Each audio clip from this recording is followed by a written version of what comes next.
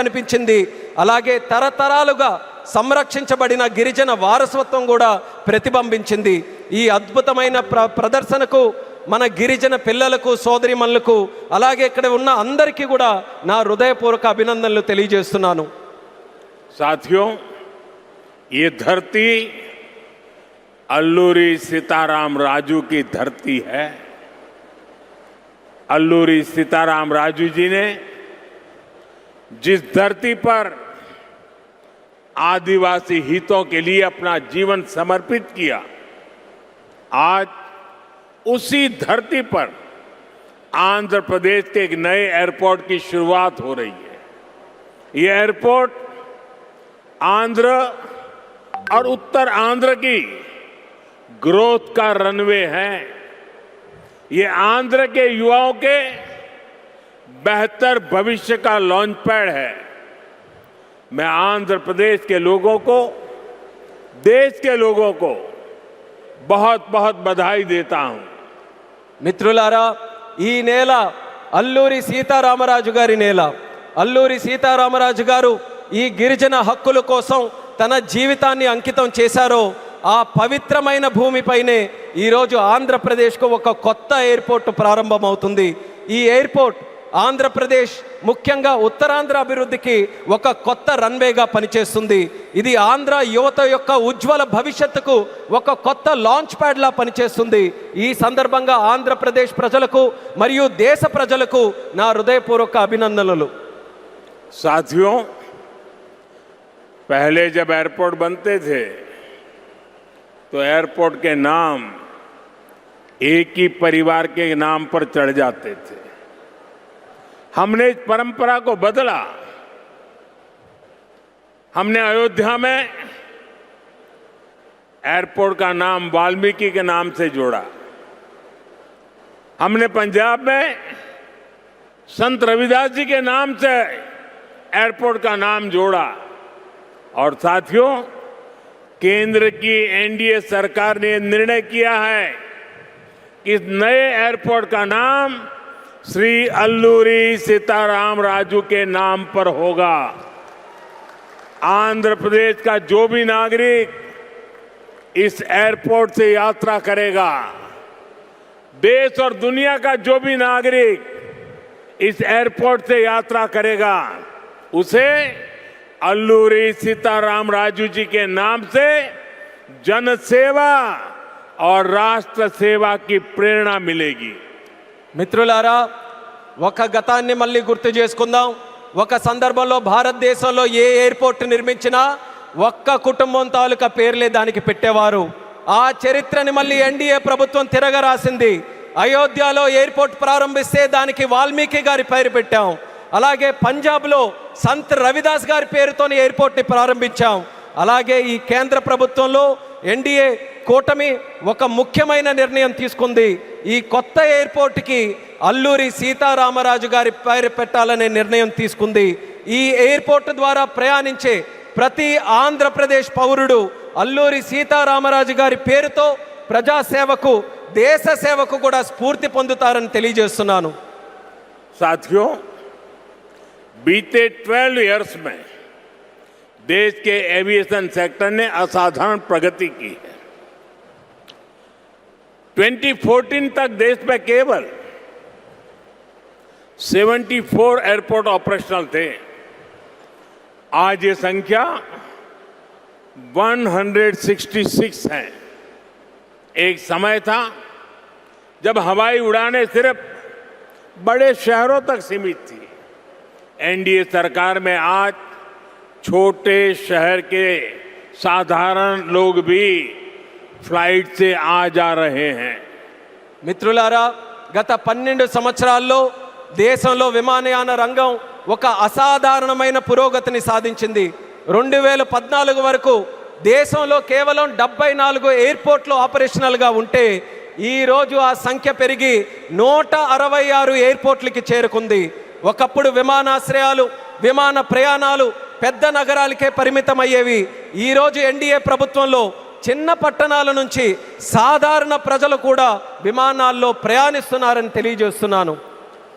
12 years में सिर्फ airport की संख्या ही नहीं बढ़ी है, हमारी उड़ान योजना के कारण आज गरीब परिवार के लोगों को भी जहाज में बैठने का अवसर मिल रहा है। इस योजना ने गरीब से गरीब को अपना सपना पूरा करने में मदद की है। कुछ दिन पहले ही सरकार ने उड़ान योजना के दूसरे फेज की शुरुआत की है। इस पर भी 29,000 करोड़ रुपीस खर्च किए जाएंगे। మిత్రులారా, ఈ 12 సంవత్సరాల్లో కేవలం ఎయిర్పోర్ట్ తాలూకా సంఖ్య మాత్రమే పెరగలేదు. మన ఉడాన్ పథకం వల్ల పేద కుటుంబాలకు చెందిన ప్రజలు కూడా మొదటిసారి విమానంలో ప్రయాణించే అవకాశం వాళ్ళందరూ పొందారు. ఈ పథకం అత్యంత పేదవారికి తమ కలలు నిజం చేసుకునే అవకాశం కూడా కల్పించింది. కొద్ది రోజుల క్రితమే కేంద్ర ప్రభుత్వం ఉడాన్ పథకం తాలూకా ఫేజ్ 2ని కూడా ప్రారంభించింది. దీని ద్వారా దేశంలో 29,000 కోట్ల రూపాయలు ఖర్చు చేయబోతుందని తెలియజేస్తున్నాను. साथियों, एविएशन सेक्टर में देश ने एक और बड़ा माइलस्टोन हासिल किया है। कुछ ही दिन पहले काशी में जिस स्पोक एयरपोर्ट मॉडल का शुभारंभ हुआ, आज वही मॉडल पंजाब के अमृतसर तक पहुंच गया है। इससे अमृतसर से 25 से ज्यादा इंटरनेशनल डेस्टिनेशन जुड़ जाएंगे। मैं इस उपलब्धि के लिए आंध्र की इस धरती से पंजाब के लोगों को भी बधाई देता हूं। साथियों, हमारे आंध्र प्रदेश के पास हमेशा से विकसित भारत का ग्रोथ इंजन बनने का सामर्थ्य रहा है। आंध्र प्रदेश के विकास के लिए हमारे प्रयास डबल इंजन की स्पीड से आगे बढ़े। इसके लिए मैंने आंध्र के लोगों से डबल इंजन सरकार का आशीर्वाद मांगा था और आज चंद्रबाबू नायडू जी के नेतृत्व में, पवन कल्याण जी के नेतृत्व में एनडीए की पूरी टीम आंध्र प्रदेश के लिए डबल स्पीड से काम कर रही है। మిత్రులారా, విమానయాన రంగంలో దేశంలో మరో పెద్ద మైలురాయిని మనం సాధించాం.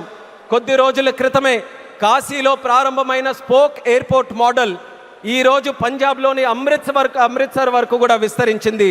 దీంతో అమృత్సర్లో 25కి పైగా అంతర్జాతీయ గమ్యాలకు నేరుగా కనెక్ట్ అవ్వడానికి అవకాశం కలిగింది. ఈ విజయానికి ఆంధ్రప్రదేశ్ నేల నుంచే పంజాబ్ ప్రజలకు కూడా నా హృదయపూర్వక అభినందనలు తెలియజేస్తున్నాను.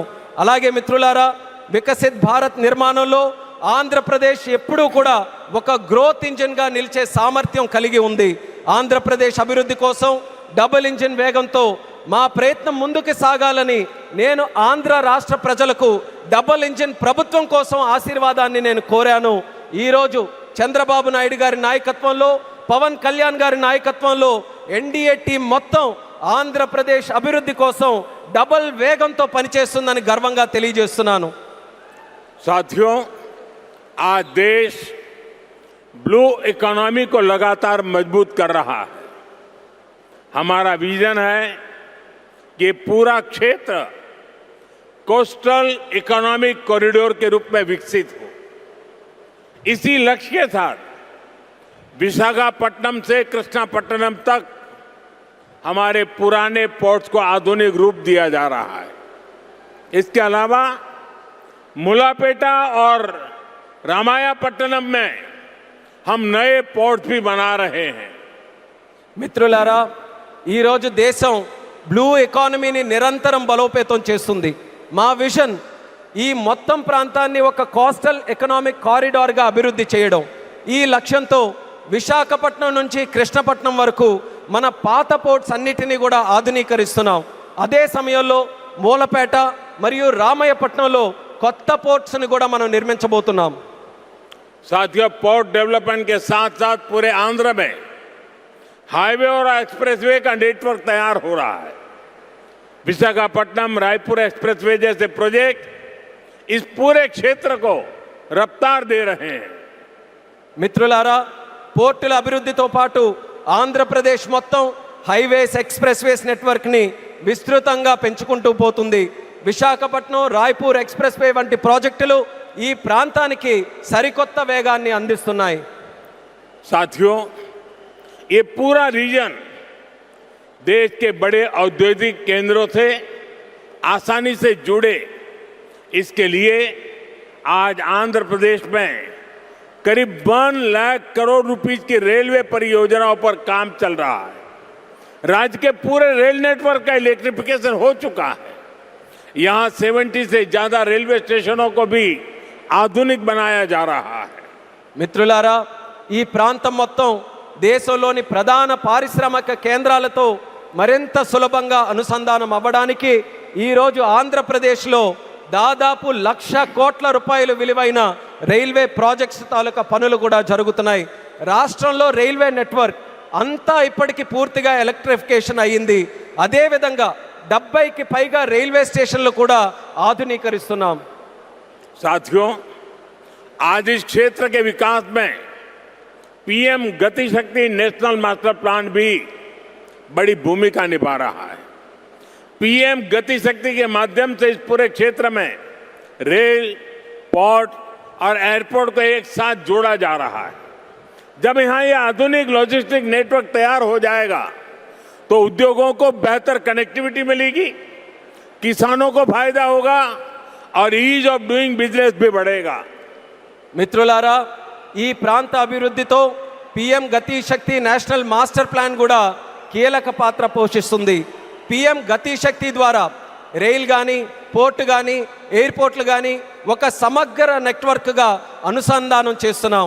ఈ ఆధునిక లాజిస్టిక్స్ నెట్వర్క్ పూర్తయిన తర్వాత పరిశ్రమలకు మరింత మెరుగైన కనెక్టివిటీ లభిస్తుంది, రైతులకి ప్రయోజనం చేకూరుతుంది, అలాగే ఈజ్ ఆఫ్ డూయింగ్ బిజినెస్కి కూడా మరింత పెరుగుతుంది. साथियों, आंध्र प्रदेश हमेशा भविष्य की सोच रखने वाला प्रदेश रहा है। सॉफ्टवेयर, आईटी और टेक सेक्टर में आंध्र के युवाओं ने पूरी दुनिया में अपना डंका बजाया है और इसलिए सरकार यहां के टैलेंट को आंध्र प्रदेश की डेवलपमेंट पावर से जोड़ना चाहती है.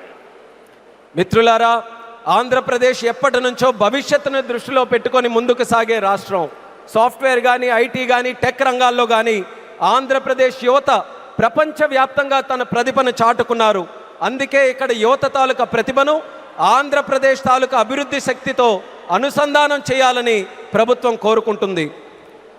हमारे टैलेंटेड युवाओं की प्रतिभा का लाभ आंध्र प्रदेश और देश को ज्यादा से ज्यादा मिले, ये बहुत आवश्यक है. इसके लिए हमारा फोकस अब सेमीकंडक्टर जैसे फ्यूचरिस्टिक टेक इंडस्ट्री पर है. विशाखापट्टनम में नए सेमीकंडक्टर प्लांट का शिलान्यास इसी दिशा में एक बहुत बड़ा कदम है. మన ప్రతిభావంతులైన యువత సామర్థ్యం ఆంధ్రప్రదేశ్కే కాకుండా దేశానికి మరింత ఉపయోగపడాలి. అందుకే ఇప్పుడు మా దృష్టి సెమీకండక్టర్ వంటి ఫ్యూచరిస్టిక్ టెక్ ఇండస్ట్రీస్ పై ఉంది. విశాఖపట్నంలో కొత్త సెమీకండక్టర్ ప్లాంట్ తాలూకా శంకుస్థాపన ఆ దిశగా ఒక గొప్ప అడుగుగా నేను భావిస్తున్నాను. चंद्रबाबू के नेतृत्व में हमारा आंध्र अब सॉफ्टवेयर के साथ साथ मैन्युफैक्चरिंग का भी हब बनेगा. इससे आंध्र में फ्यूचरिस्टिक जॉब्स तैयार होगी, टेक इंडस्ट्रीज के लिए नया वातावरण तैयार होगा. చంద్రబాబు నాయుడు గారి నేతృత్వంలో ఇకపై మన ఆంధ్రప్రదేశ్ సాఫ్ట్వేర్ హబ్ మాత్రమే కాదు, మ్యానుఫ్యాక్చరింగ్ హబ్గా కూడా ఎదగబోతుంది. దీంతో ఆంధ్రప్రదేశ్లో ఫ్యూచరిస్టిక్ జాబ్స్ సృష్టించబడతాయి. టెక్ ఇండస్ట్రీస్కు అనుకూలమైన ఒక కొత్త ఈకో సిస్టమ్ కూడా ఇక్కడ ఏర్పడుతుంది. साथियों, वर्ल्ड इकोनॉमी में कहीं पे किसी भी ग्रोथ सेंटर का निर्माण सिर्फ एक फैक्ट्री से नहीं हो सकता. उसके लिए एक पूरे इकोसिस्टम की जरूरत होती है. आज आंध्र प्रदेश में हम ग्रोथ का वही इकोसिस्टम तैयार कर रहे हैं. चंद्रबाबू नायडू जी व्यक्तिगत स्तर पर दिन रात मेहनत करते हैं. इसी का परिणाम है आज दुनिया की कई बड़ी बड़ी कंपनियां यहां निवेश करने के लिए आना चाहती हैं. మిత్రులారా, ప్రపంచ ఆర్థిక వ్యవస్థలో ఏ గ్రోత్ సెంటర్ అయినా ఒక్క ఫ్యాక్టరీతో నిర్మించబడదు. దానికోసం ఒక పూర్తి ఈకో సిస్టమ్ని మనం ఏర్పాటు చేయాలి. ఈరోజు ఆంధ్రప్రదేశ్లో మనం అలాంటి గ్రోత్ ఈకో సిస్టమ్నే నిర్మించబోతున్నాం. మన ముఖ్యమంత్రి చంద్రబాబు నాయుడు గారు వ్యక్తిగతంగా రాత్రి పగలు రాష్ట్రం కోసం కష్టపడుతున్నారు. దాని ఫలితంగానే ఈరోజు ప్రపంచంలో ఉన్నటువంటి ప్రముఖ కంపెనీలు ఇక్కడ పెట్టుబడులు పెట్టడానికి ఎంతో ఆసక్తి చూపిస్తున్నాయి. साथियों, यहां सेमीकंडक्टर के साथ साथ एआई इंफ्रा और डेटा सेंटर पर भी काम हो रहा है. गूगल ने भी यहां $15 बिलियन के एआई और क्लाउड इंफ्रास्ट्रक्चर कैंपस की घोषणा की है. और भी कई ग्लोबल कंपनी यहां नई संभावनाएं देख रही हैं. इसका बहुत बड़ा फायदा आंध्र प्रदेश के साथ साथ देश के यूथ को हो रहा है. మిత్రులారా, ఇక్కడ సెమీ కండక్టర్తో పాటు ఏఐ ఇన్ఫ్రాస్ట్రక్చర్, డేటా సెంటర్స్ రంగాల్లో కూడా వేగంగా పనులు జరుగుతున్నాయి. గూగుల్ కూడా ఇక్కడ $15 బిలియన్ విలువైన ఏఐ మరియు క్లౌడ్ ఇన్ఫ్రాస్ట్రక్చర్ క్యాంపస్ని ఏర్పాటు చేయబోతుంది. ఇంకా అనేక అంతర్జాతీయ కంపెనీలు కూడా ఇక్కడ కొత్త పెట్టుబడులకు అవకాశాలు చూస్తున్నాయి. దీనివల్ల ఆంధ్రప్రదేశ్ యువత కాకుండా దేశ యువతకు కూడా ఒక్క గొప్ప ప్రయోజనం కలగబోతుంది.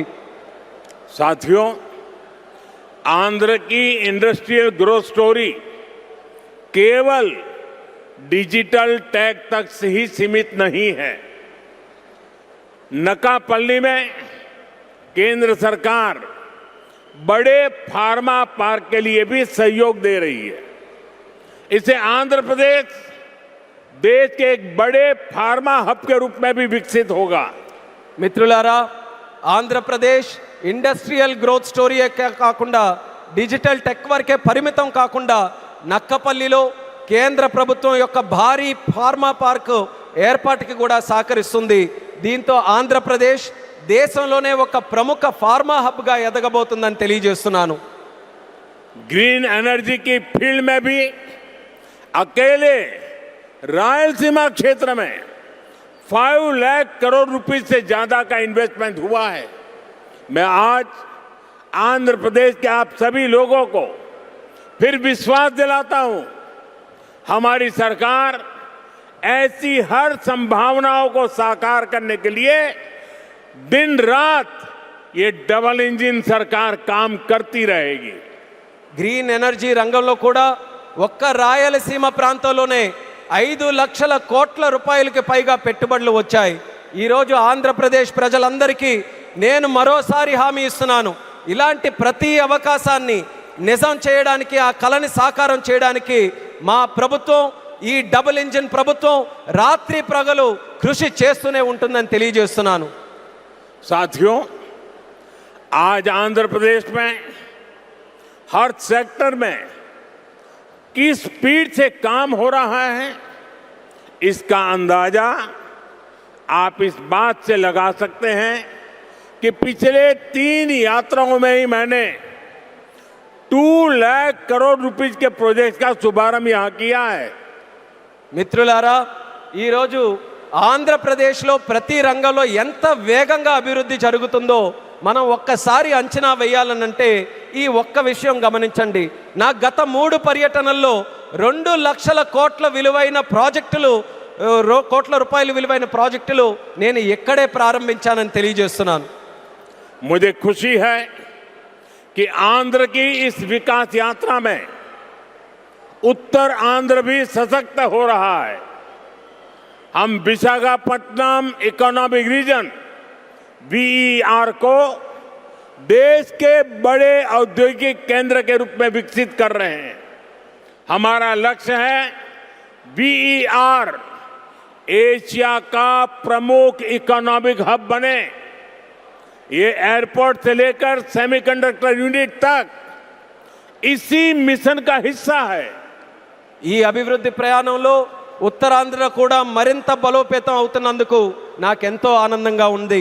మనం విశాఖపట్నం ఎకనామిక్ రీజన్ను దేశంలో ప్రధాన పారిశ్రామిక కేంద్రంగా అభివృద్ధి మనం చేస్తున్నాం. మన లక్ష్యం VERను ఆసియా ఖండంలోనే ఒక ప్రముఖ ఎకనామిక్ హబ్గా తీర్చిదిద్దడం. దీనికి ఎయిర్పోర్ట్ నుంచి సెమీ కండక్టర్ యూనిట్ వరకు జరుగుతున్న ప్రతి కార్యక్రమం ఆ లక్ష్యంలో భాగమే అనేది కూడా నేను తెలియజేస్తున్నాను. साथियों, हमारी सरकार का मंत्र है इन्वेस्टमेंट से एम्प्लॉयमेंट।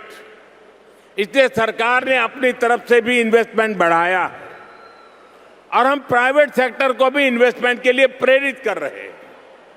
आप भी जानते हैं, जब इन्वेस्टमेंट बढ़ता है तो मैन्युफैक्चरिंग बढ़ती है, मैन्युफैक्चरिंग बढ़ती है तो एक्सपोर्ट बढ़ता है, एक्सपोर्ट बढ़ता है तो रोजगार के नए अवसर बनते हैं और रोजगार बढ़ता है तो लोगों की आमदनी बढ़ती है, परिवारों की जिंदगी बेहतर होती है और आंध्र प्रदेश में हम यही होते देख रहे हैं।